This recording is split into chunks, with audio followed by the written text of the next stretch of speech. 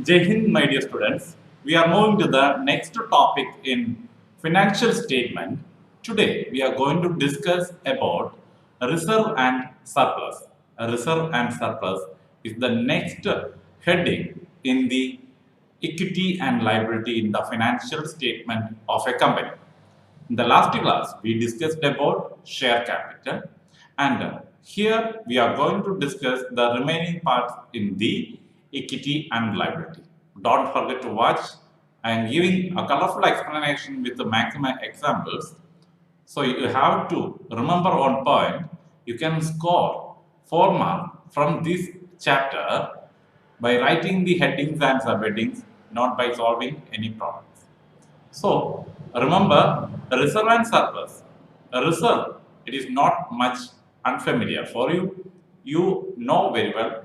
The last 11th class depreciation chapter, there you have learned what is a reserve and provision. Here it is a reserve and surplus. You know very well the concept of a reserve.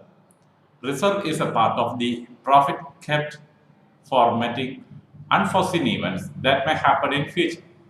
Surplus, it is the balance in the statement of profit and loss of a company. Statement of profit and loss of a company. So remember, it shows the balance in the statement of profit and loss of a company. So what is reserve and surplus? As the name suggests, the accumulated profit that a company has earned and retained in the business. It is earned during the financial year and they are retaining in the business, that is a reserve and surplus. And some part are issued as dividend and some part are kept for meeting or reinvestment in the business. So remember the concept of a reserve. And I would like to go in a summarized manner. Already we have learned what is the types of reserves. Normally there will be general reserve, which is maintained for meeting all type of liabilities, and specific reserves are used only for specific purpose that we will discuss later, only for meeting or using that amount for specific purposes, and secret reserves are maintained by the company, which is not recorded in the balance sheet. So remember, three categories are there: general reserve, specific reserve, and secret reserve. And another category is specific reserve. As I told earlier, it is used to meet some specific benefits or liabilities like dividend equalization reserve. It is used to dividend equalization reserve is used to give dividend for the shareholder if there is no sufficient amount of profit maybe in a particular year. So every year, whenever there is more profit, they will keep a part of that profit in this reserve to meet or to equalize for the equal distribution of dividend. If some year there will be not sufficient amount of profit, so company can use this reserve for meeting that purpose. So it is used only for issue of dividend for the shareholders. And another one, workman compensation reserve. You know very well, lot of workers will be there using machines, and if they are making any accident, at that time the company have to give some compensation. That amount will be paid only from this reserve, workman compensation reserve. I hope it is understand for you. And another one is, another type of specific reserve is investment fluctuation fund. You know there will be a lot of variation in the investment, the value or market value of the investment. So that difference, that shortage can be met only through this reserve, investment fluctuation reserve. And the last one, debenture redemption reserve. You know, debentures are collected to earn money for a particular period, maybe 5 years or 10 years. After that, the company have to repay it. So this reserve will be created from the very beginning when the company collect the debenture. From that moment, they will take a part of the profit as reserve. That is debenture redemption reserve. Redemption means a repayment. after the maturity period. And remember, that is the categories general reserve and specific reserve. What is capital reserve? Remember one sentence, the reserve which is created out of capital profit. Capital profit. Remember that. Actually, we have discussed general reserve and a different types of secret reserve which are maintained out of the normal profit of the company. Which are maintained out of the normal profit of the company. But capital reserve, it is created out of capital profit. It is entirely different from the normal profit. So capital reserves are the part of capital or the contribution of capital profit. It is not created out of the normal operating activities. So remember, so the important sources of capital reserve are profit on the issue of share or debenture. Profit, there will be some premium amount will be there that will be transferred to capital reserve. First, it will be transferred to securities premium reserve. We will discuss all that things in the chapter issue of share and debenture. Profit on sale of fixed asset, profit on redemption of debenture, profit on revaluation of fixed assets and liabilities, profit prior to incorporation, profit on reissue of forfeited shares. All these things we will discuss again. But all these activities shows these are not normal operating activities of the organization. It is something occasional. It happens occasionally.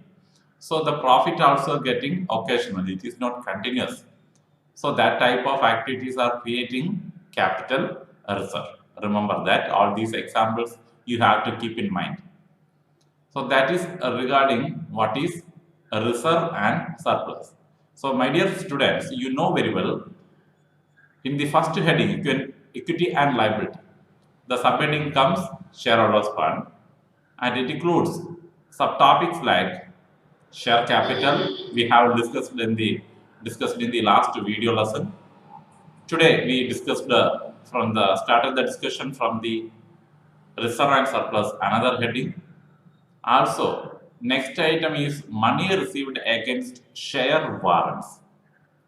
You know very well, some financial instruments are there like a commercial paper which helps to raise fund to the organization, which helps to collect capital to the organization. That you have learned in the class 1 sources of business finance. Another source of raising fund for the working of the organization in emergency, that is issue of share warrant, a financial instrument, a document which is issued by the company to raise additional finance. So remember, it is received, the money received against share warrant, it is also a part of the capital. And what is the specialty? These type of documents can be converted into equity share. After some times, it can be converted into equity shares. So remember, a share warrant is a financial instrument or financial asset which gives the holder the right to acquire equity share of the organization. These are not shown in the part of share capital. It is shown as a separate item under the heading shareholders fund. So remember, money received against share warrant, another heading in the subheading in the equity and liability. And remember, that is not used for any calculation. Also comes the second subheading under equity and liability.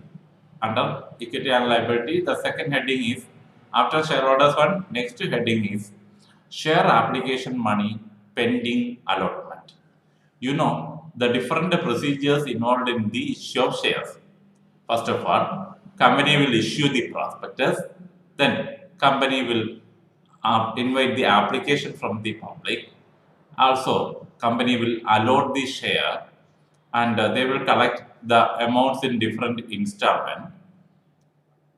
So when the company collect the application, they will collect some part of the money or some part of the face value of the share, and the remaining will be collected in allotment and first call, second call, like that in installments. Suppose your company is issuing the share at the end of the financial year, maybe at the end of the month of February or March, and you have received only the money of application, and yet you have to collect the amount of allotment, first call, second call. That amounts are known as pending. Share application money pending allotment. If a company has issued shares, but the date of allotment falls after the balance sheet date, after the financial year, such application money pending allotment will be shown in the balance sheet, but there is no accounting treatment. We will just write because it is not complete. So we will just write under one heading share application money pending allotment. That is another heading under equity and liability. It is not taken for any calculation. That is the point you have to remember. My dear students, moving to the next major heading in the equity and liability, the balance sheet on the financial statement of a company, that is non-current liability. You know the term long-term liability. It is otherwise known as long-term liability is otherwise known as non-current liability. So what is non-current liability? The liability which is taken for more than 1 year is known as non-current liability. The maturity period of the loan, bank loan, or the money collected by issuing debenture bond for a period of maximum 5 year, 10 year, like that. 1 to 5 year, 1 to 10 year, that type of amounts are known as non-current liability. So just read the passage.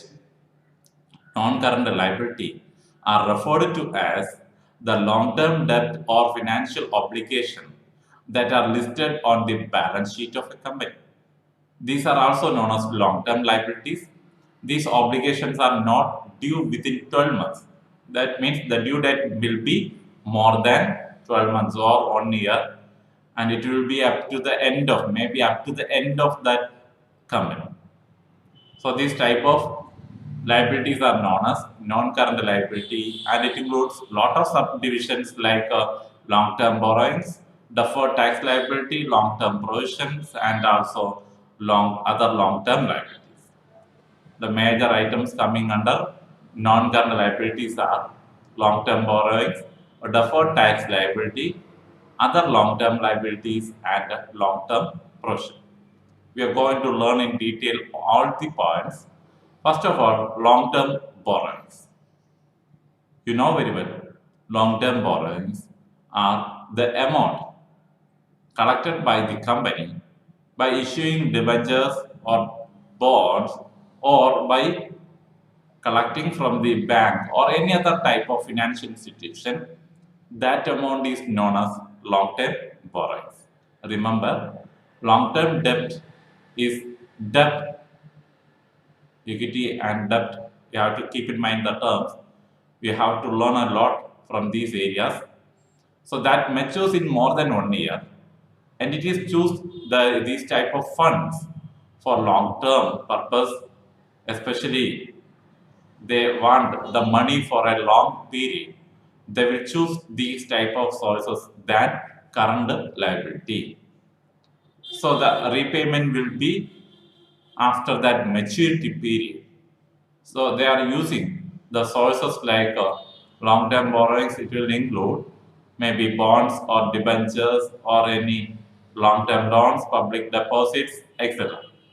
So these are the sources which can be used for the long-term borrowings under non-current liability.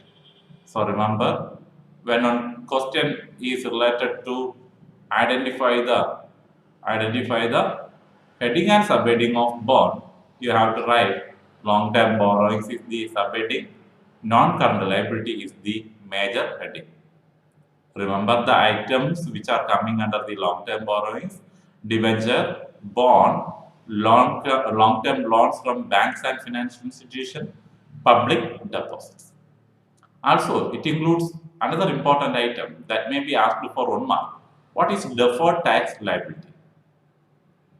You know very well, the company have to pay tax to the government and no need to pay tax on all the income. So all the income means there will be accounting income.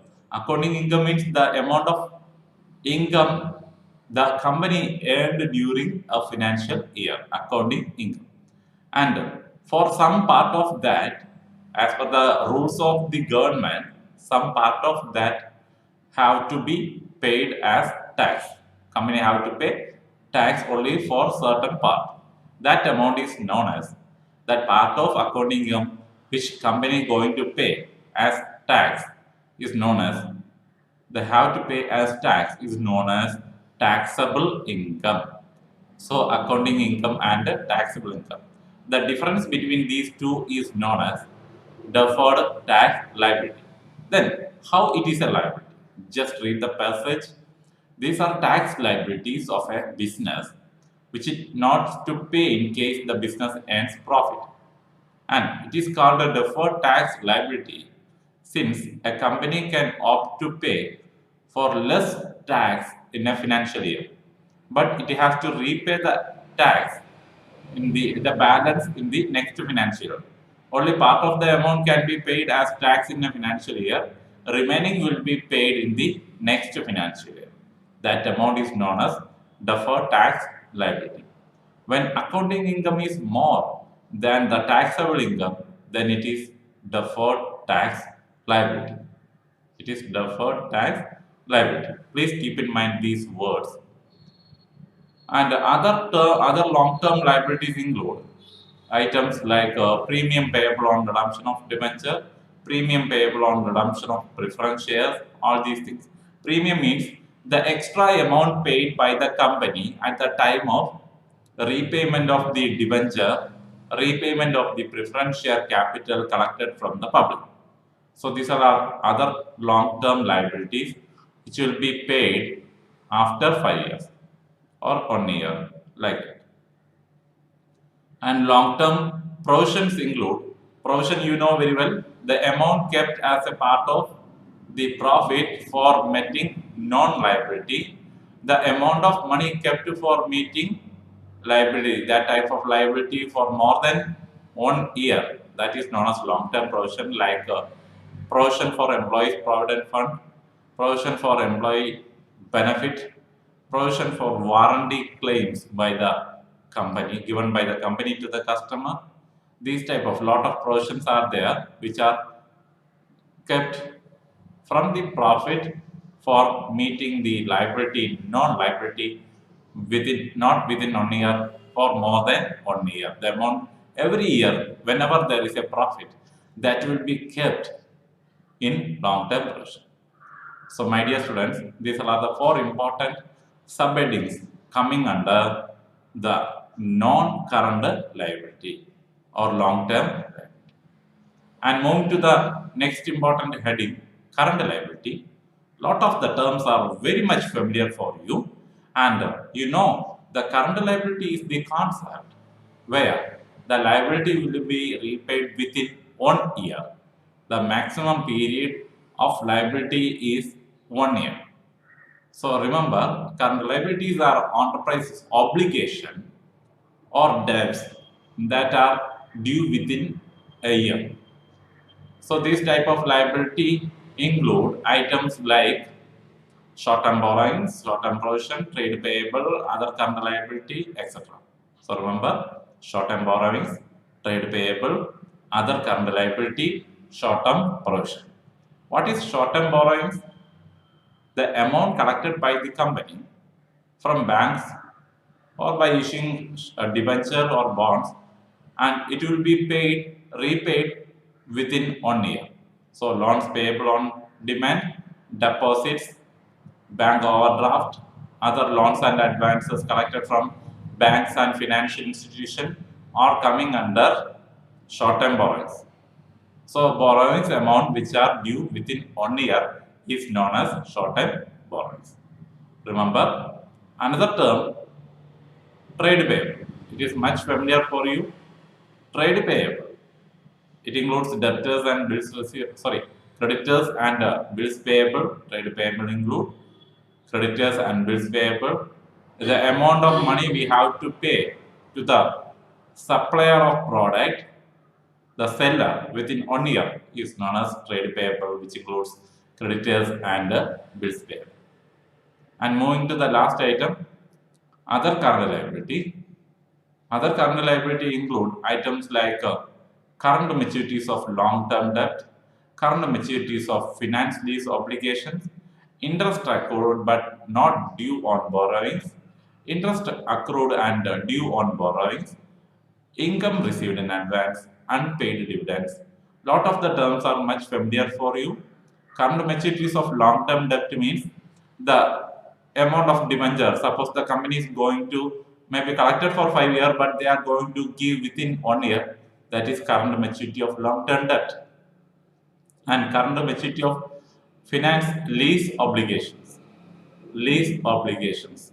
Suppose the building is taken for lease, that amount will be, if the owner is asking to retain the building, then we have to pay the liability within 1 year.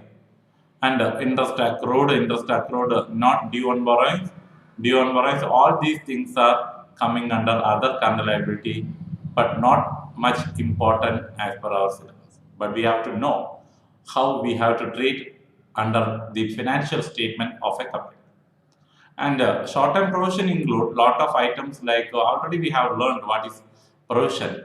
It includes provision for bad and doubtful debt, provision for taxation, provision for discount on debtors, provision for the repairs and renewals of the items sold by the company. So these type of provisions are coming under the short-term provision heading, subheading. Remember, provision for bad and doubtful debt, provision for depreciation, provision for taxation, provision for the discount on debtors, provision for the repairs and renewals, etc. So keep in mind all these factors and move to a simple problem. You have to, these type of problems you will face in the board exam. You have to write the heading and subheading for the following items: bonds, debenture, public deposit, capital redemption reserve, forfeited shares account, sundry creditors account, and interest accrued but not due on debenture. We have to arrange the answer in a table format.